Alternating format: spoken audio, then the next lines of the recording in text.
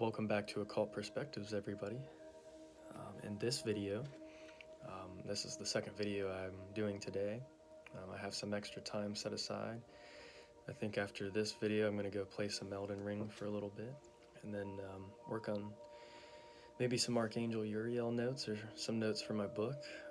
I'm going to stay busy and productive today. Sounds like a good plan. But for now, we're going to get it back into...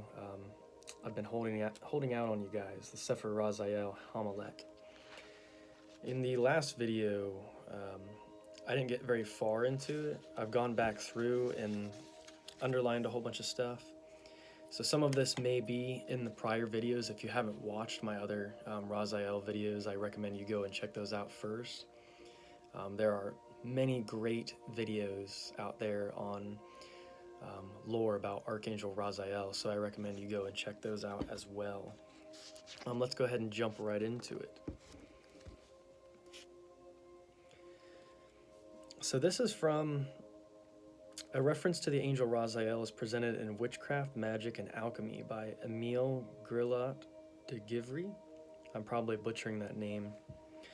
Who quotes from the preface of a manuscript titled Le Secret des Secrets, Autrement la Clavicule de Salomon au la Veritable Grimoire, where Solomon speaks to his son, Rehoboam, I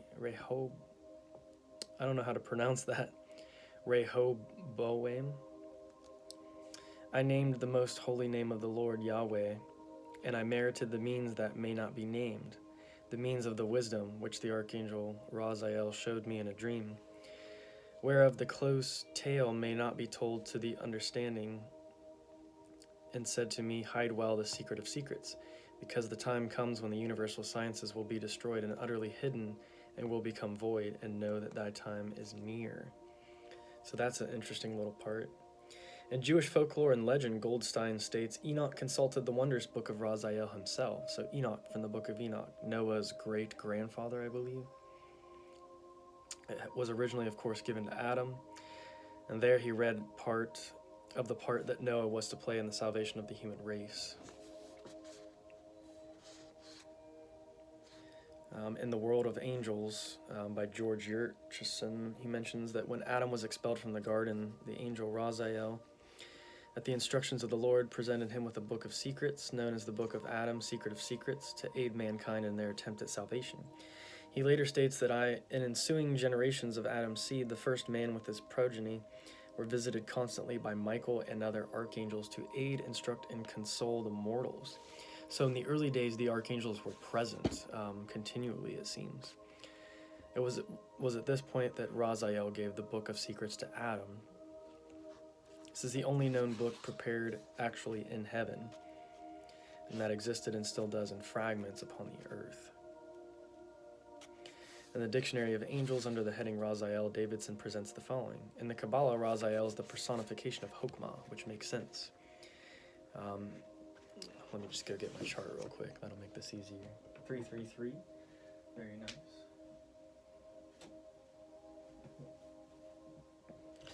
I use this chart a lot, but Chokmah is up here. If you're facing it, it's up and to the right, but if the Tree of Life is like on your body, you're going to see it on the left. Chokmah corresponds with the left brain hemisphere. This is the divine masculine. That's where the Archangel Raziel resides. He's like the heaven's gatekeeper to Kether.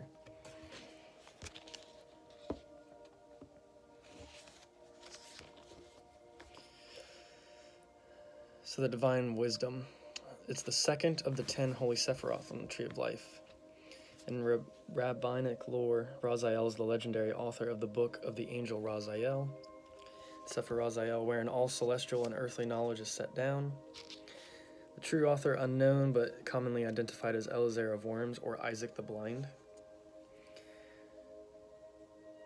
Legend has the angel Raziel handed his book to Adam, and that the other angels, out of envy, purloined the precious grimoire and cast it into the sea. God ordered Rahab, primordial angel/demon of the deep, to fish it out and restore it to Adam, which Rahab obediently did. If you look up, there's a really long video. I think it's Mythology A to Z did it. It's about the Testament of Solomon.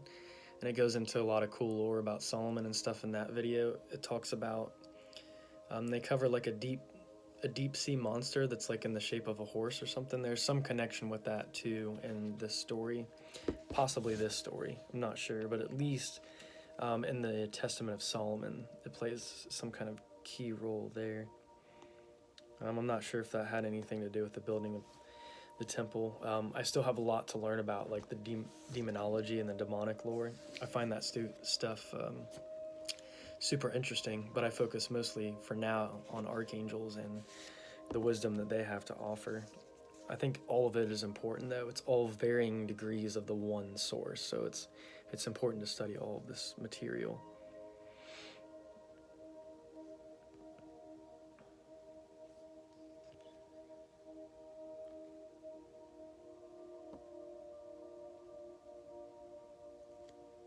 Interesting.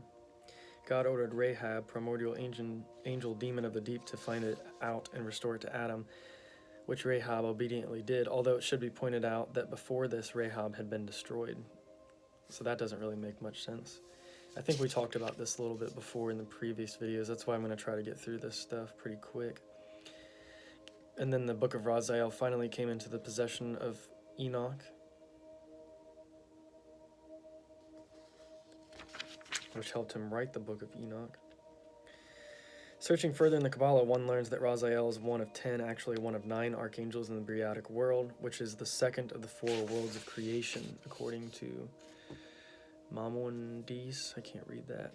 Raziel is chief of the order of Erelim, also the herald of deity and preceptor angel of Adam.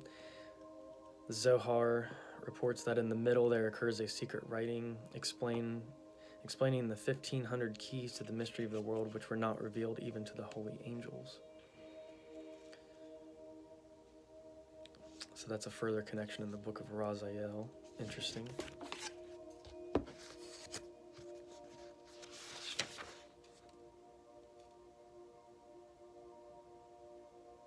Noah learned how to go about building the ark by poring over the Raziel tome, going through it and digging deep into its teachings.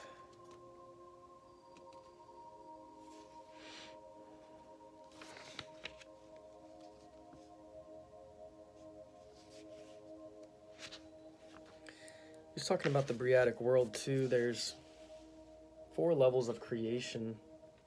The highest corresponds with the element of fire, Atziluth. That's why in so many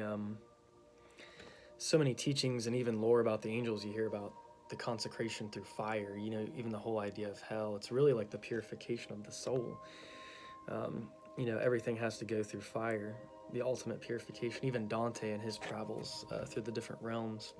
But that highest world is Atziluth, and then they had just mentioned Bria, which is actually the world of creation or patterns. Atziluth is more archetypal. There, if you want to pause the video and check that out. But and then which one's next? Yetzirah. That's the world of activity. And then, so it's actually 4 separate trees of life. And then the bottom one is Asaya, the world of form or substance. So it's good to know about those as well. I think my friend had a spare one of these, and he actually gave it to me, but I'm pretty sure you can get this Kabbalah diagram for probably relatively cheap online. I found it to be quite an invaluable tool as I continue researching. In the first book of the Zohar, there's a fairly long passage referring to Sepher Raziel. It gives an insight into the origins of this book. This is the book of the generations of Adam, and the day that Elohim created man. So Elohim, I'm assuming it's synonymous with that. In the likeness of Elohim made he him, said Rabbi Isaac. The Holy One showed Adam the forms and features of his descendants that should appear in the world after him, and of the sages and kings who should rule over Israel. So he also made known to him that the life and reign of David would be a short duration. Then said Adam to the Holy One, let 70 years of my earthly existence be taken and granted to the life of David.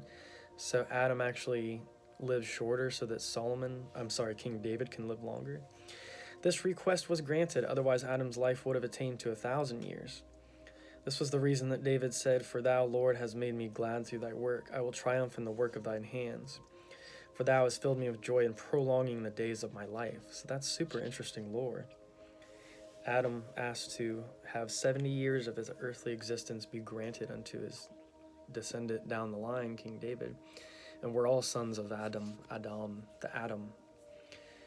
Atoms and molecules. There's the whole Kabbalistic version of Adam Kadmon. That's a whole kind of subject in and of itself that I've really only touched kind of on the surface. I haven't really delved deep into that subject.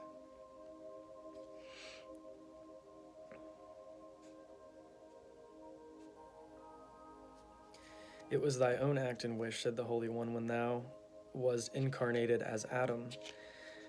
So that's really cool too, because God's saying that, King David, when you were incarnated as Adam, and we've heard in the spiritual communities a lot of times that since we are all one, we are all connected to the one primordial oneness, or Ein, which works its way down the manifestations.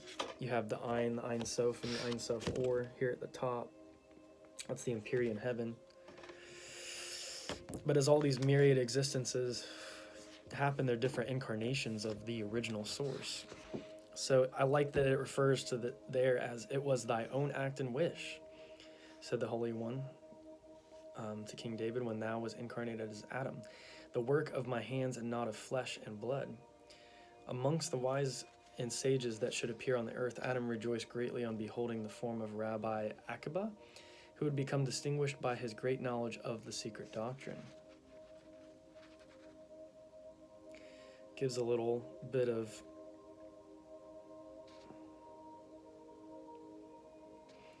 gives a little description of the Zohar there. I think we can go on and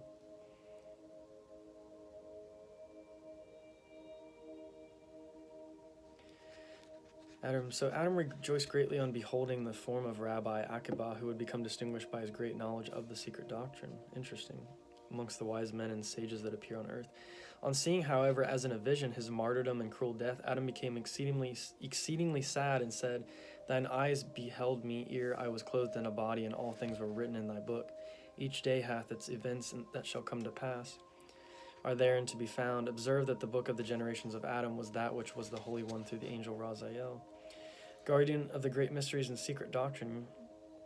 Interesting, they refer to it as the secret doctrine too. I'm sure Helena Blavatsky, the author of the Secret Doctrine book series, was very familiar with this book of Raziel, because all the mysteries kind of seem to stem from this original book, this prototypic Kabbalistic, knowledge. It was gave unto Adam while in the Garden of Eden. In it was written all the secret wisdom and knowledge concerning the divine names of 72 letters and its esoteric 672 mysteries. It also contained the 1,500 keys, the knowledge and understanding and use of which had never been imparted to anyone, not even to angels, before it came into the possession of Adam. As he read and studied its pages, angelic beings assembled around him and inquired the knowledge of Chokmah, or divine wisdom, and in their delight exclaimed, "Be thou exalted, O God, above the heavens, and let thy glory be above all the earth." So the angels are all gathering around Adam as he's reading this book to acquire the wisdom, the knowledge of Chokmah, divine wisdom, on the tree of life. So that tells you right there that even angels themselves, seek out this knowledge, this divine knowledge that is coming from a higher point in the spheres of existence. Or the tree is more of a symbol. It's not literally that the spheres are like these things on these pillars, and those are abstract symbols used to, try and metaphorically, explain through symbolism, higher aspects that can't really even be described by human language. But with one of the more primordial languages like Hebrew, we can learn its associations, its correspondences, and thus apply them, in the correct way to come to a better understanding of these things. Then was it that the holy angel Hadroniah, not familiar with that one, Hadraniel, sent one of his subordinates to Adam, saying unto him, Adam, Adam, guard thou well and wisely the great and glorious gift entrusted to thee by the Lord. To none of the angels on high have its secrets ever been revealed and imparted, save to thyself. Be thou therefore discreet, and refrain from making them known to others. So, just as in the mysteries, there's always this thing of silence. When you're imparted with sacred knowledge, you keep it reserved, for the most part, at least the deeper secrets, that in your heart and soul. Because each initiate comes into that truth, through their own self-work and through their own inner gnosis knowledge. That's something that's more internal. But even this book, at the time, this text, Adam is told to keep it protected. As Gandalf would say, keep it secret, keep it safe. Acting on these injunctions, Adam zealously and secretly kept this book up to his expulsion from the Garden of Eden, studying it and making himself acquainted with its wondrous mysteries. Then he disobeyed the commandments of the Lord. This volume suddenly disappeared. He was overwhelmed with grief. This is that weird part we talked about where he immersed himself up to his neck in the river Gihon. His body became covered with ulcers and sores, and then he was about to physically dissolve, it says, physical dissolution. The Holy One instructed Raphael, so Archangel Raphael at this point, to return the book to Adam after obtaining a full knowledge of its occult teachings. He handed it, when at the point of death, to his son Seth, who in return bequeathed it to his posterity. And eventually it came into the possession of Abraham, who was able to see its secret teachings to attain a higher and more enlightened knowledge of the divine. It was the case with his predecessor Hemelach, with an H, and enabled him, as it is written, to walk with Elohim, that is, to converse with them. So I'm guessing that's actually just a different spelling of Enoch. Henoch with an H, that's weird. Yeah, the quote is from the 1978 edition of the Zohar, so. All right. It doesn't look like I really underlined much in these other. This is all just stuff about the text, different translations, blah, blah, blah, blah, blah. Some of the spelling differences. We're not going to get into all that stuff. I recommend buying yourself a copy of maybe this book of Raziel or the Raziel, Sepher Raziel, Liber Solomonis, maybe that version, because I haven't been able to read that one yet, and I'm really interested in learning more about that.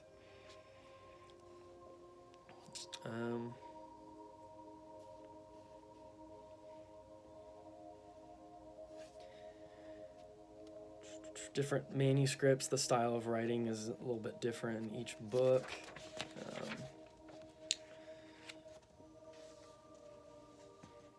The 1966 Hebrew edition used for this translation was edited by. Also, an English translation of a Raziel manuscript was posted anonymously on the internet. This consisted of less than 100 pages and was titled Liber Raziel, the Book of Solomonis. It was obviously taken from a Latin manuscript, as many passages were left in the original Latin.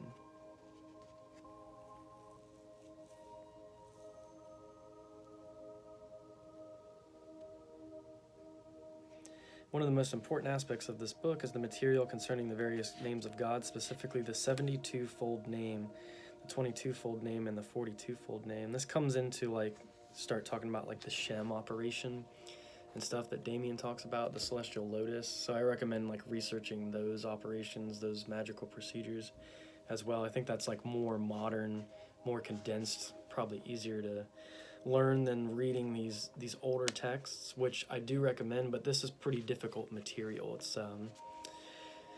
It's nice when guys like Damien, they've kind of adapted and kind of created their own system of these ancient exercises in a way that's more condensed and makes a little more sense maybe today. I believe it's possible to adapt, these practices. It's really, at the end of the day, whatever works for you.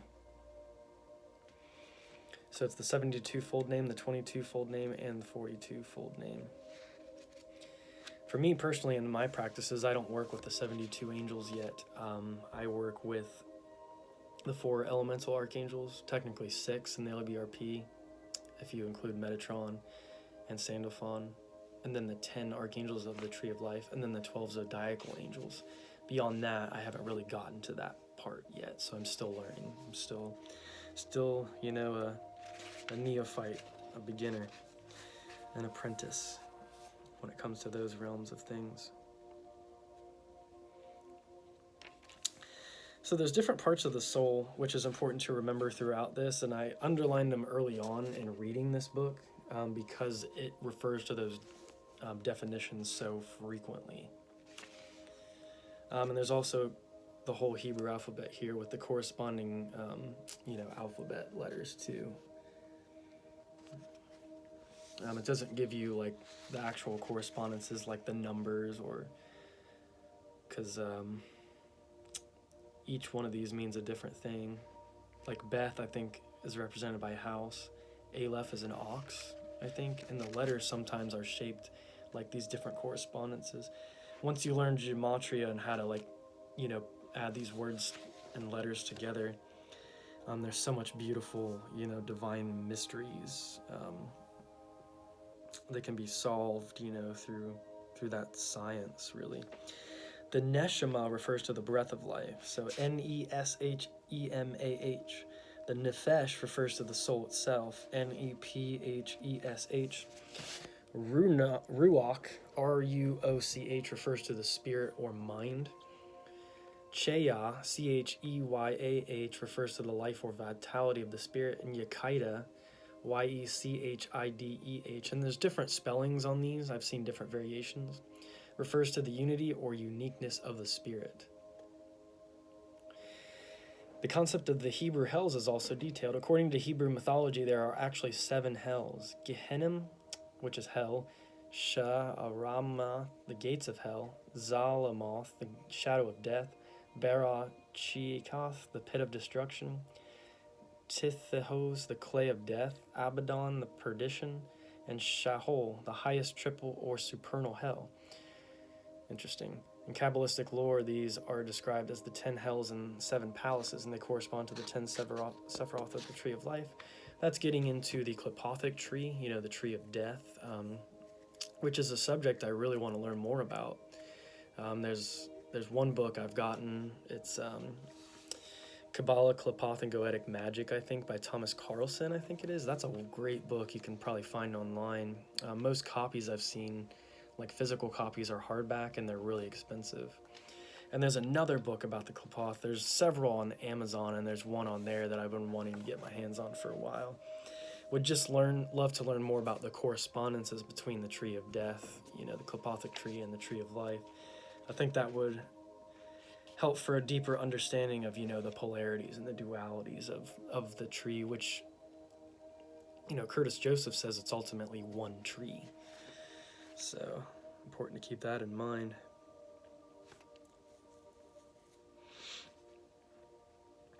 It's all one creation. The left-hand path said they say it's about separating and creating a new creation, separated from source, but it still came from source. So I feel like really ultimately it's going to be about reconciliation of energies in the end. It's not going to be about, if we go further and further away, we can have those, branched off Luciferian experiments, but for how long do we want to do that, before we go back to source? That's something that, you should question probably before you go that far down that realm or that path. The divisions of the Garden of Eden are mentioned several times in the first few sections. According to the Old Testament, the Garden of Eden is divided by 4 rivers. The first is Pishon, Pishon, which flows around the land of Havilah.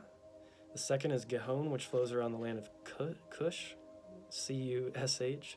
The third and fourth rivers are the Tigris and the Euphrates. These are 2 actual rivers that are define the boundaries of the ancient land of Mesopotamia, which is today in the land of Iraq and Iran. And Mesopotamia means literally between the rivers. This is the book of the history of man, Sepher Adam Kadmon. So that sounds like another phrase for Adam Kadmon. That was given to him by the angel Raziel. This is the gateway of the Lord. The righteous come forth, rise upon the path, rise to the house of El. So there's that prefix, El. Reach the glory of El in every house of Israel. It is treasured. Rise up and see descendants most wise in intelligence prosper and be blessed. Extinguish the fire of enemies, that they do not rule in the house. Of every evil spirit and wicked enemy, fear not in the dwelling. Of who has this holy book, glory and honor to you. Keep it hidden and concealed near silver and gold in a house of treasure. I'm sorry, I don't have silver and gold, but this is an arcanum. I consider this a treasure. This will always be with me.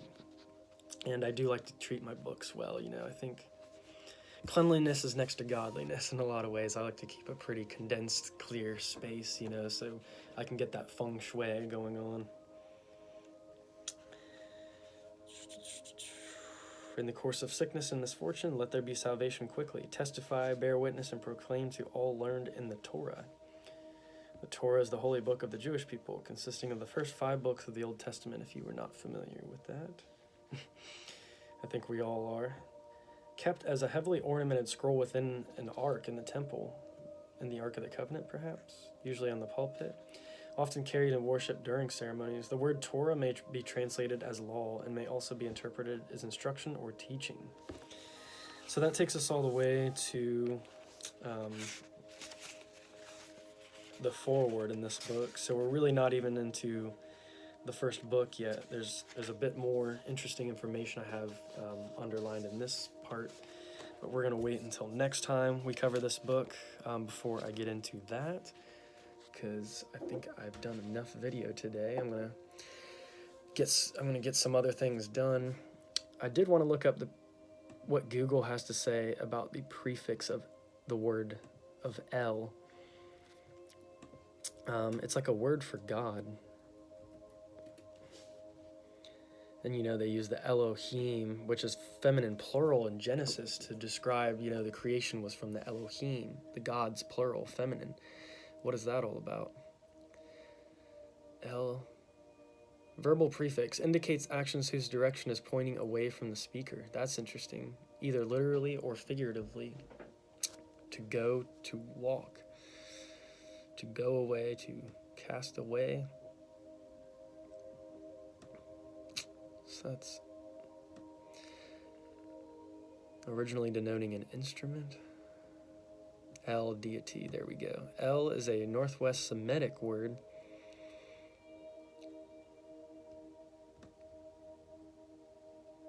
And they're even showing like a little statue. It says King of the Gods. It looks like some kind of Sumerian statue. Let's see where that's from. Hebrew, Megiddo.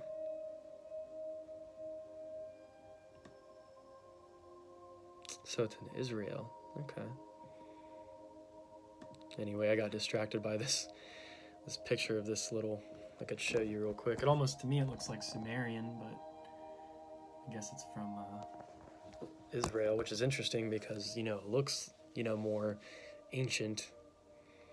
And it's all, all the biblical stuff, all of that, at that time, Sumeria was ancient. So it's all based on these older, practices and these older belief systems coming from these, more ancient civilizations. El, Phoenician, there's a Phoenician, Hebrew, all these other different word meaning God or deity, or referring as a proper name to any one of multiple major ancient Near Eastern deities. A rarer form represents the predicate form in Old Akkadian and Amorite. The word is derived from the Proto-Semitic meaning God.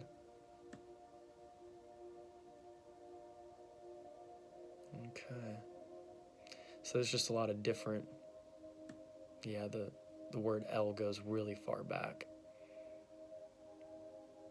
Phoenician, Canaanite stuff, and Sumerians, that's all different topic for a different day.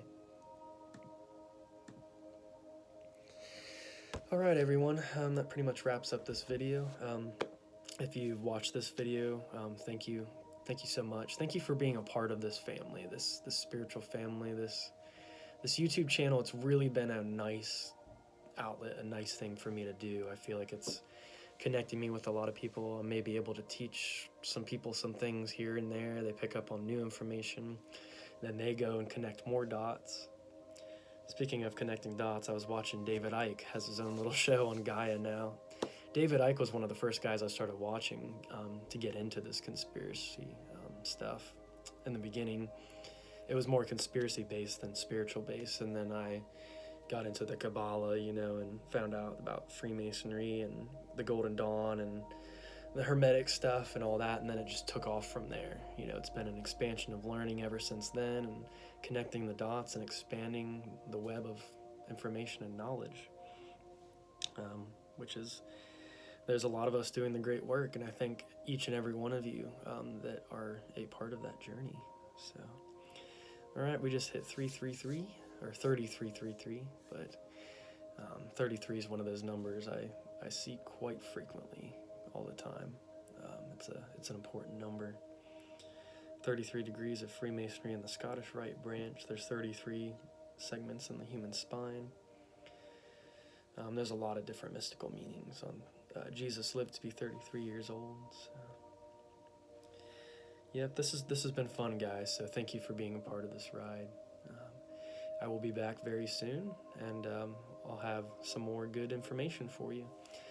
Until then, take care, be blessed, may you and your family prosper, stay healthy, stay strong, stay vigilant, and may Supreme Source and the Archangels and all benevolent forces protect you. Amen. So mote it be. Thank you very much, and have a great day.